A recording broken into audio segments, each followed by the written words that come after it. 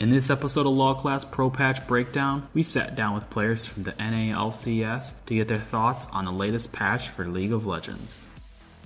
So Echo looks like a crazy Fizz type hero who has a built-in teleport with his ultimate, and I'm not really sure where he's gonna go. He could be a mid laner, he could be a top laner, he could even be a jungler, but my guess is that he'd be best either mid or top, since the teleport thing is just so OP for top lane, but he's just so much like Fizz, who's been so successful at mid lane. He looks cool. The Akali change, which doesn't pass as far on the other side, really helps because there are a lot of times where ever since the change you're trying to tower dive someone with Akali, you're trying to dive onto someone and you end up on the other side and it can really mess you up and jump into turrets or jump into the enemy team. So it helps that you're a little bit closer and you don't jump as far. The Cassiopeia nerf is pretty big because she is a very close range mage, so when you go into these poke matchups, it's important that you have that healing and the constant mana coming back. So this nerf is going to give her a lot harder time in the long poke matchups where she's going to get poked a lot, she's going to have a harder time sustaining up and keeping high in mana. So it's definitely going to hurt her a bit, but I think she's still going to do well in the majority of matchups. Jinx's Q is being nerfed recently, and it's going to really affect her early game a lot, and it could hurt her early laning with her pushing power because she needs to push the lane a lot.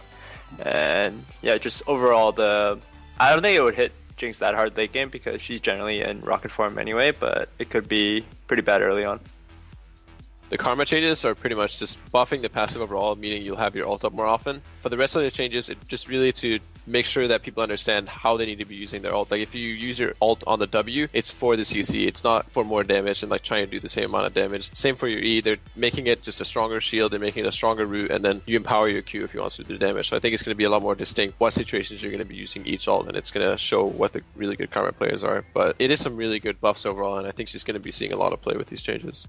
Okay, so Karma is getting a major buff to the primarily support role of Karma. She's played a lot at mid and top right now, more than she's played support. And here they're trying to kind of make her fully into support. So her passive of reducing the cooldown of her Manta, her ult, is being buffed up at later levels. So when your spells are getting hits off, it's going to be going from 2 seconds to 2.5 or 3 at later levels. And her auto attacks are going from 1 second off to 1.25, 1.5 at later levels. So it just means that her ult's going to have a lot less cooldown, basically.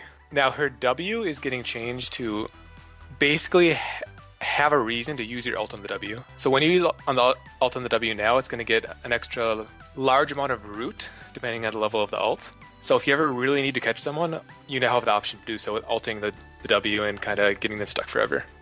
Now, the main buff is to the E and the Matrid E.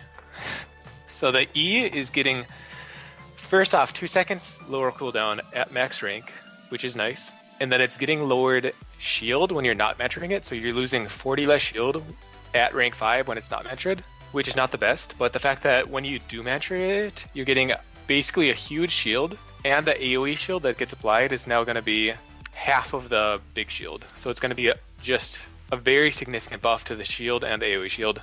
And the damage part, where when you AoE shield a person, if other enemies are randomly in there, they get damaged as well, is removed, which isn't too big of a deal. It mainly hurts kind of AP Karma and mid Karma, since they kind of need the kind of random damage to just do enough to kill people.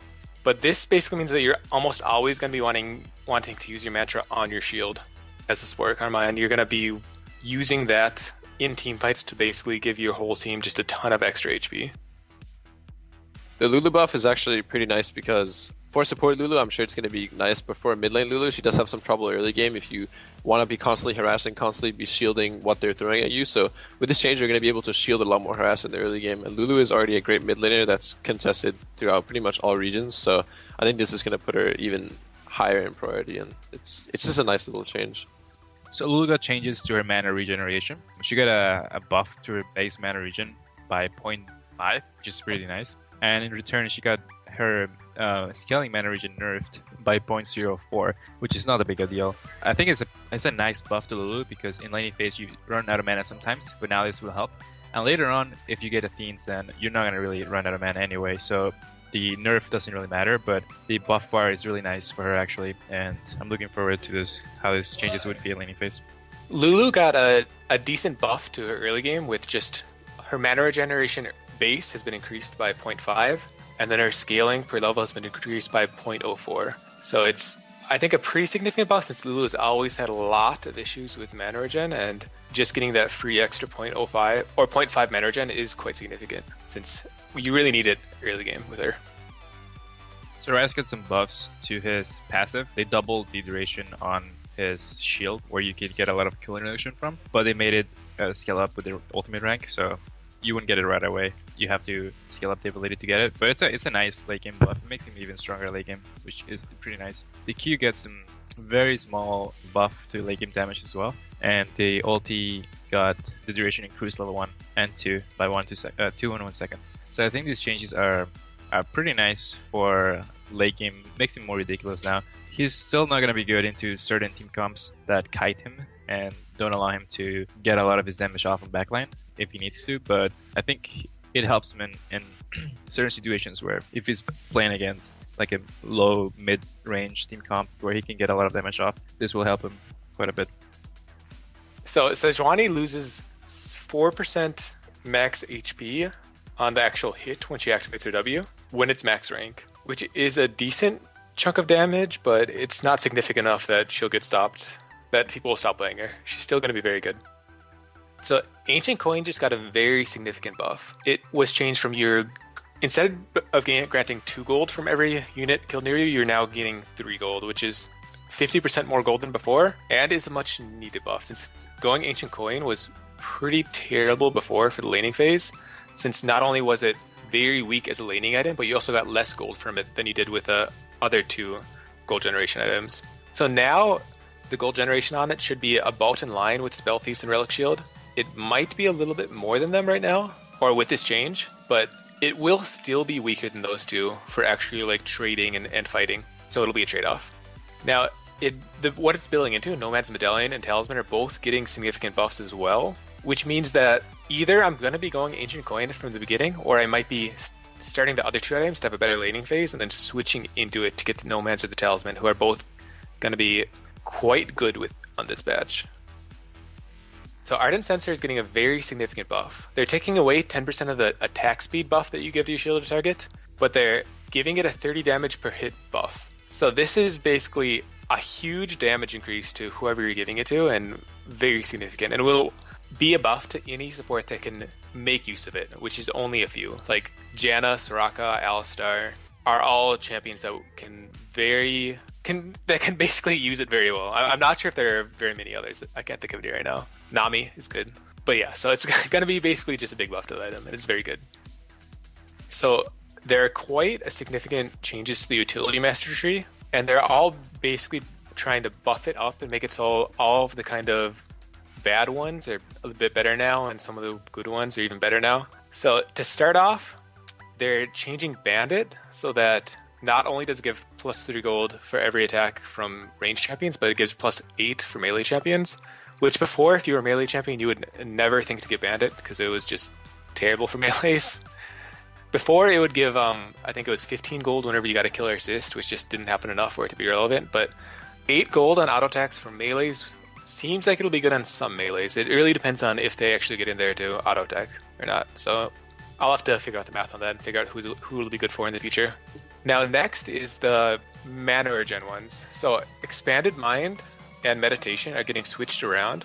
So basically the first rank one, the mana regen one right now, is getting changed to be flat mana. It's 25 through 100, which is worse than the mana regen, but I believe that it'll still be better than the other things in that row, which is the move speed, which isn't very good. So I think I'll still be getting that mana thing. Now, the other one, Expanded Mind, is the current one, which is 2% increased max mana, and it's terrible right now. And that's getting replaced with new Meditation, which is once you have 3 points in it, 1.5% of missing mana every 5 seconds, which is a very good mastery and something I would like to get. But they're also buffing Inspiration, which is in the same row, and since it's in the same row with the gold and Inspiration, I'm not sure if I'll be able to get it, since that row is just extremely good all around. There's just a lot of good masteries there to get. So Inspiration, they're buffing from 5 to 10 experience granted every 10 seconds to 10 to 20. So they're basically doubling it, which is much needed. Before, it was not a good mastery and I would never get it. But now that it's 10 to 20, I'm going to get that, and I'm actually going to try to do Gromp or doubles with my AD carry every game and give full experience to them so that they get level 2 first.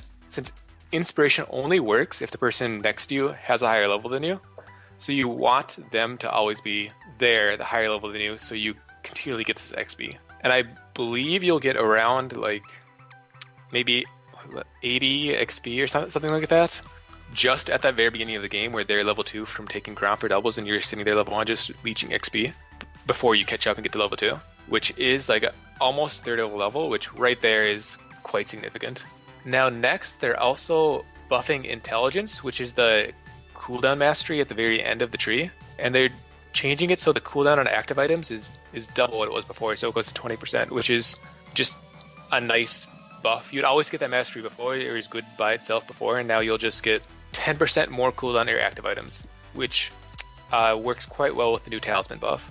So that will make it quite a low cooldown on a lot of different active items. Lastly, there's the new 21 utility, the Wanderer, which changes from 5% move speed out of combat to 20 flat move speed out of combat, which is a buff to your early game roaming and early game mobility. So it's a nice change. The only thing is that once you get like mobility boots, you'll be getting less move speed from this, and it also makes it so that since it's no longer a percent, it works worse with mobility boots than it would with other boots, since it's not kind of multiplying with the huge move speed you get from mobility boots. But that's a minor issue.